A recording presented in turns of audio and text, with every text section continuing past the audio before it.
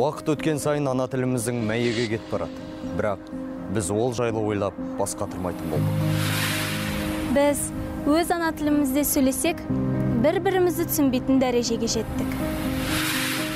Соған өзіміз тағы күлеміз. Өзгеге күлуге мүмкіндік береміз. Біз қазақша мультфильмдерді мүлдем көрмейміз. Оның бәрі іш пыстырады дейміз.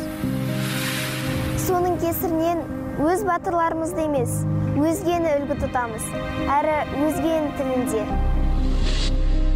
Өкінішке орай, біз осылайша ана тілімізден айырылып барамыз. Оның заңдылықтарын сақтамаймыз. Сөз тіркестері, жалғаулар дегенді мүлдем ұмыттық. Сол арқылы тіліміздің көркемділігі мен әуезділігін жоғалттық, ал қазақ тілі ежелден сұлу тіл емес пе еді? Бұлай жалғаса беруге болмайды. Өз тілімізге өзіміз ғана жанашырмыз. Соны ұмытпайық.